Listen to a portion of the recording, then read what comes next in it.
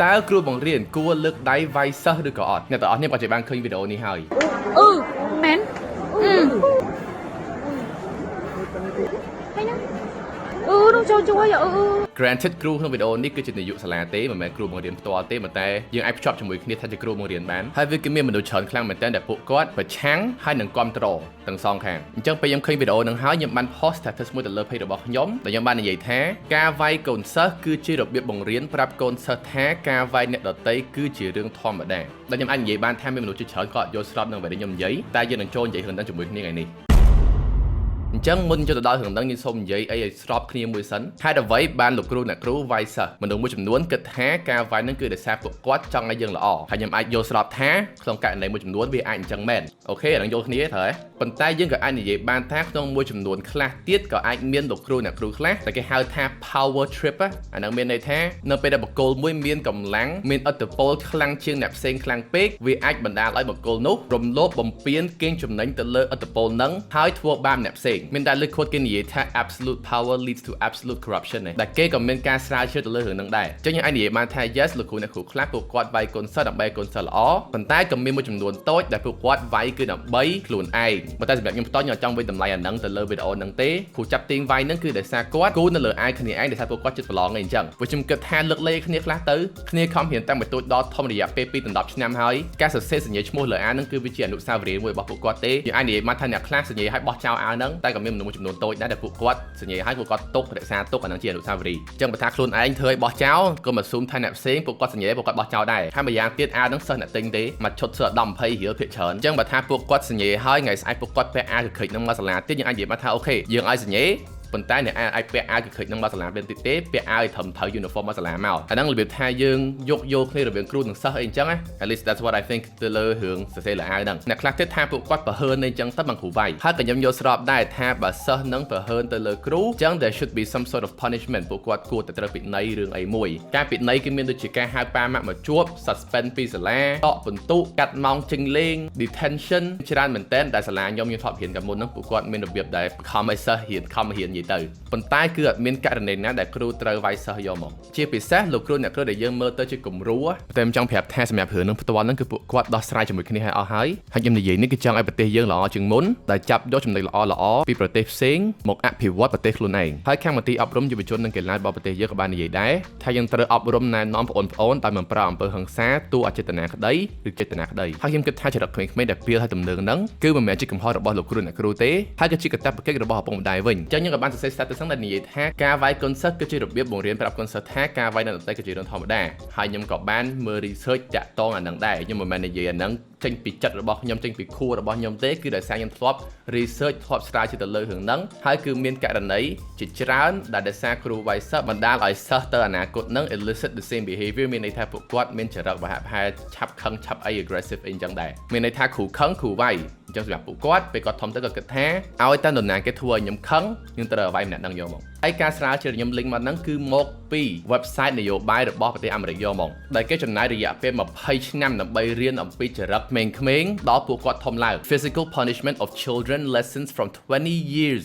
of research ដែលអ្នកកាន់ខាង research ហ្នឹងគឺជាបណ្ឌិតមាន PhD នៅខាងហ្នឹងគេនិយាយថាផុសតាងគឺច្បាស់ខ្លាំងណាស់ការលើកដៃវាយក្មេងៗឬក៏ youth ដែលមនុស្សអាយុ10ឆ្នាំទៅ8 10ឆ្នាំអីហ្នឹងគ្មានប្រយោជន៍អីទេទៅលើការបណ្ដុះបណ្ដាលពួកគាត់ហើយគឺហានិភ័យទៅដល់ការអភិវឌ្ឍរបស់ពួកគាត់ទៀតហើយពួកគាត់បន្ថែមទៅថាពុកម្ដាយគួរតែរករបៀបផ្សេងទៀតដែលវិជ្ជមានទៅលើរបៀបដែលគាត់បណ្ដៅក្មេងៗខ្ញុំមិនមែនកំពុងអ្នកឆ្លាតទេអ្វីដែលខ្ញុំនិយាយគឺខ្ញុំមានផុសតាងពីអ្នកឆ្លាតជាងខ្ញុំដើម្បីមកពង្រឹងអ្វីដែលខ្ញុំនិយាយភាគច្រើនគេអ្នកនិយាយចេញមកគិតតែពីគំនិតខ្លួនឯងគិតតែពីបទពិសោធន៍របស់ខ្លួនឯងផ្ទាល់ហ្មងណាអូចំនួនខ្ញុំគ្រូវាយខ្ញុំរហូតប៉ុន្តែខ្ញុំធំឡើងខ្ញុំអត់អីអូចំនួនខ្ញុំគ្រូធ្វើអញ្ចេះផ្ទះកាពះគួតដកមកភ្លើងបាញ់ប៉ុន្តែអត់អីប៉ុន្តែធំឡើងខ្ញុំស្រឡាញ់គ្រូខ្ញុំអត់អីអាហ្នឹងយើងមើលទៅលើបទពិសោធន៍ខ្លួនឯងគំនិតខ្លួនឯងតែព្រមងាកទៅមើលបទពិសោធន៍អ្នកផ្សេងដែរនិយាយទៅគឺថាគេមិនដែលដោះស្រាយបញ្ហាដោយការប្រើអំពើហិង្សាទេខ្ញុំអត់ដឹងប្រយោគមួយទៀត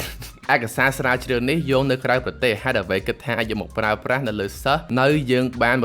អញ្ចឹងអ្នកខ្លះពួកគាត់បាននិយាយថា PA យើងមិនមែនជាប្រជាជនរបស់ប្រទេសអាមេរិកទេអញ្ចឹងហេតុអីបានការស្រាវជ្រាវហ្នឹងអាចមក apply លើប្រទេសខ្មែរយើងបានទី1គឺថាការស្រាវជ្រាវហ្នឹងគឺ study ទៅលើ human nature ធម្មជាតិរបស់មនុស្សយើងហ្មងពីព្រោះយើងអាចនិយាយបានថាទីរក់ដែលកើតមកគឺទទេឈឹងយកហ្មងនៅពេលដែលគាត់ធំឡើងអនាគតរបស់គាត់ចរិតរបស់គាត់អីហ្នឹងគឺទាញយកឥទ្ធិពលមកពី environment ជុំវិញខ្លួនគាត់ហើយគេគឺស្រាវជ្រាវទៅលើការអភិវឌ្ឍក្មេងៗហ្នឹងពីតូចដល់ធំបើយើងយកកូនអាមេរិកមកចិញ្ចឹមនៅខ្មែរឥទ្ធិពលរបស់ប្រទេសយើងក៏មានទៅលើកូនងាហ្នឹងដែរអាហ្នឹងយើងនិយាយថាអូ Isaac Newton ពួកគាត់រកឃើញទំនាញផែនដីតែ Isaac Newton មិនរកឃើញនៅខ្មែរផងហ្នឹងអញ្ចឹងមានន័យថានៅខ្មែរអត់មានទំនាញផែនដីទេអញ្ចឹងគឺថាការស្រាវជ្រាវហ្នឹងគឺមើលទៅលើធម្មជាតិមនុស្សយើងយកហ្មងទី2គឺថាបើអ្នកបានទៅអានអ្វីដែលខ្ញុំដាក់ឲ្យអានហ្នឹងណាក៏បានដឹងថាគេមិនមែននិយាយអំពីតែប្រទេសអាមេរិកសុទ្ធទេការស្រាវជ្រាវហ្នឹងគេបានយកមកពីប្រទេសអាមេរិកកាណាដាហើយគឺដោយសារការស្រាវជ្រាវទាំងអស់ហ្នឹងដែរដែលមានប្រទេស31ប្រទេសទាំងអស់ដែលពួកគាត់បានធ្វើការហាមឃាត់ទៅលើការវាយ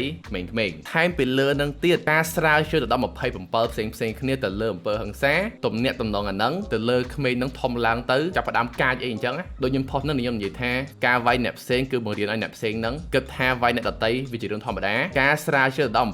27ទាំងអស់គឺបានរកឃើញថាអាពីដែលខ្ញុំនិយាយហ្នឹងគឺតាក់ទងគ្នា regardless of size of sample គឺថាមានតាក់ទងទៅលើទំហំ location of study មានន័យថាទីតាំងនៃការស្រាវជ្រាវអញ្ចឹងទោះបីទីតាំងនៅណាក៏ដោយក៏ឃើញមានថាទំនាក់ទំនងរវាងអំពើហិង្សាហើយនឹងក្មេងៗប្រកែកកាចនឹងដែរអាយុរបស់ក្មេងៗ or any other variable អញ្ចឹងទោះបីខុសកន្លែងស្រាវជ្រាវដូចជាប្រទេសអីអញ្ចឹងខុសអាយុកូនក្មេងក៏នៅតែរកឃើញថាអំពើហិង្សាទៅលើក្មេងៗបណ្ដាលឲ្យក្មេងនឹងធំឡើងចាប់ផ្ដើមមានកំហឹងឆាប់ខឹងកាចអីអញ្ចឹងគេគិតថា western and ស្រុករំដួល lifestyle ដូចគ្នាបាក់ណាស់ក្មេងដែលគ្រូវាយអញ្ចឹងហើយខ្ញុំមើល bio pro ឯងដូចជាកាត់2000ទៅគ្នាទេ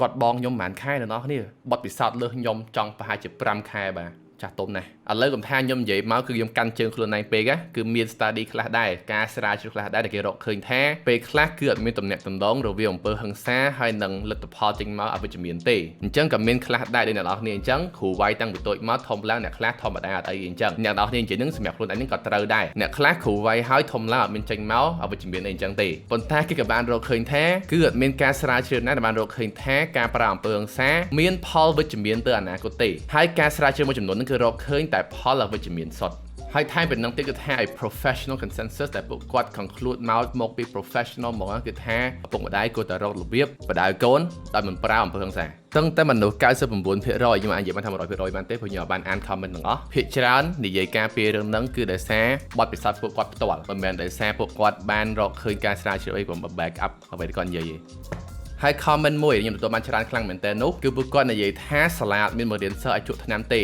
មិនបានសិស្សនៅជក់តែខ្ញុំនិយាយថាគ្រូវាយសិស្សទៅសិស្សចេះវាយតាមគ្រូ right ខ្ញុំអត់ដឹងគេ connect អីមកចូលគ្នាអញ្ចឹងបានអាកប្បកិរិយារបស់យើងគឺត្រូវបាន influence ទទួលឥទ្ធិពលមកពី factor ច្រើនខ្លាំងមែនតើគ្រូហ្នឹងមួយឯងឪពុកម្ដាយមិត្តភ័ក្តិអ្នកដែលយើងដើរលេងជាមួយកន្លែងនេះយើងធំឡើងច្រើនខ្លាំងមែនតើអញ្ចឹងអាចនិយាយបានថាឥទ្ធិពលដែលយើងចេះដឹងហ្នឹងអាចចេះពីគ្រូខ្លះចេះពីឪពុកម្ដាយខ្លះហើយអ្វីផ្សេងទៀតចេះពីមិត្តភ័ក្តិចេះពីកន្លែងយើងដើរលេងអីអញ្ចឹងរឿងខ្លះចេះពីគ្រូរឿងខ្លះទៀតចេះពីអីផ្សេងគ្រូអត់ដែលបរិយាថាប់សង្សារផងមិនចេះថើបនៅពេលដែលយើងនិយាយថាគ្រូអត់ដែលបរិយាជក់ម៉ាផងមិនសិស្សចេះជក់ម៉ាចាហ្នឹងមានន័យថាសិស្សនឹងនៅជាមួយគ្រូនឹង24ម៉ោងមែនយើងជក់ម៉ាហ្នឹងមិនជក់ម៉ាដោយសារគ្រូទេជក់ម៉ាដោយសារគ្នាយើងដើរជាមួយយល់ទេនិយាយស្របមកគ្រូបង្រៀនរឿងមួយមិនមែនមានន័យថាគ្រូបង្រៀនរឿងទាំងអស់ទេយល់ទេអញ្ចឹងសូមជួយណែនាំបានទេថាដូចម្ដេចជាការអប់រំខ្ញុំមិនមែនជាអ្នកអប់រំទេយើងអាចប្រាប់អ្នកទាំងអស់គ្នាថាធ្វើមិនទេប៉ុន្តែអ្នកអប់រំបណ្ឌិត PhD មិនមែនម្នាក់ឯណាគឺថា a professional consensus មានន័យថា professional ទូទៅរួមទាំងអស់ហ្មងយល់ស្របនឹងគ្នាថាក្មេងៗ should be supported មានន័យថាបដៅពួកគាត់របៀបដែលមិនប្រើអំពើហិង្សា and effective approaches to discipline អូខេអាហ្នឹងចម្លើយរបស់អ្នកមិនមែនពីខ្ញុំទេពី professional ដែលគេបានរៀនខាងហ្នឹងញ៉ាញ់ចេះតែឯងនឹងរាល់ថ្ងៃ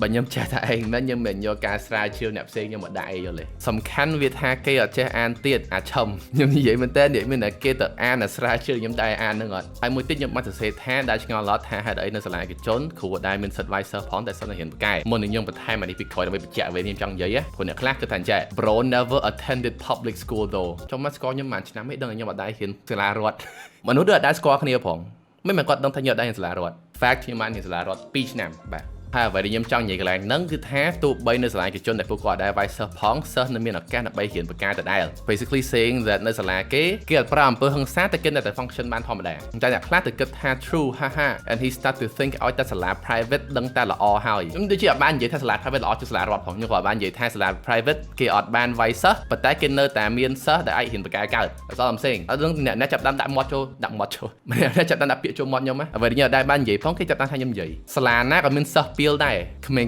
ៗមួយចំនួនចរិតផាកគ្នាមិនខុសគ្នាហ្មងទេហើយអ្នកខ្លះក៏មើលខ្ញុំថាអូ Chris ហ៊ានសាលាឯកជនប៉ុន្តែនៅតែបាននិទេសអន់ Better school doesn't mean better grades ហើយក៏បាន link video ដែលខ្ញុំនិយាយថាខ្ញុំបាននិទេសនៅបាក់ដប់អញ្ចឹងដែរ Yes E better than F បាទខ្ញុំទទួលស្គាល់ថាខ្ញុំអត់សិស្សបកែមុខវិជ្ជាខ្មែរទេតោះយកអានេះយកស្រប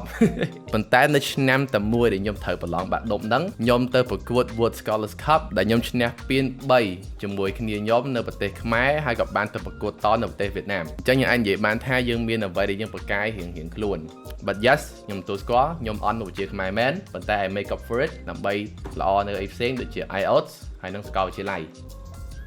ដើរ attention គ្រប់រឿងហ្មង creator Wow content creator ធ្វើវីដេអូអំពី drama មកនិយាយរឿង drama Oh my god ប្លែកខ្លាំងមែនតើបាទ drama content creator និយាយពីរឿង drama អូប៉ុន្តែគាត់ថាវា ironic ខ្លាំងមែនតើអ្នកដែលទិញ verify លើ Facebook មកថាខ្ញុំរក attention ណាបាទអត់ដឹងទេអ្នកនរគ្នាអាចទិញ verify បាន search ដាក់ថា page verify buy ទៅលើ Facebook ទៅមានអ្នកលក់នៅខ្មែរច្រើនខ្លាំងមែនតើមួយវាយតែបំណងមិនល្អមួយទៀតវាយចង់ឲ្យល្អត្រូវតែយើងបែងចែកមើលឥឡូវយើងមិនដឹងថាគាត់វាយដើម្បី ego ខ្លួនឯងឬគាត់វាយដើម្បីចង់ឲ្យល្អយើងមើលអត់ដឹងឯពេលខ្លះចុះបើថ្ងៃណាមួយគ្រូដែលធម្មតាជាមនុស្សល្អគាត់មកដល់សាលាគាត់មានអារម្មណ៍ខឹងណារឿងអីផ្សេងក្រៅពីសាលាអញ្ចឹងណាហើយគាត់មកចង់បញ្ចេញកំហឹងទៅលើក្មេងៗអាហ្នឹងយើងមើលមិនដឹងត្រូវអត់ពីពិបាកបែងចែកกันឲ្យដាច់ប្រើធွာក្តៅផងត្រជាក់ផងទៅក្មេងវាស្ដាប់ត្រូវខ្ញុំយល់ប៉ុន្តែ still ធွာក្តៅគឺមានធွာក្តៅច្រើនមែនតើក្រៅពីការវាយបើយ៉ាងមានប៉ុណ្្នឹងទេអ្នកនរគ្នាមកចុចវីដេអូនេះ subscribe មួយមក Facebook YouTube ជួបគ្នាថ្ងៃក្រោយ Bye bye see you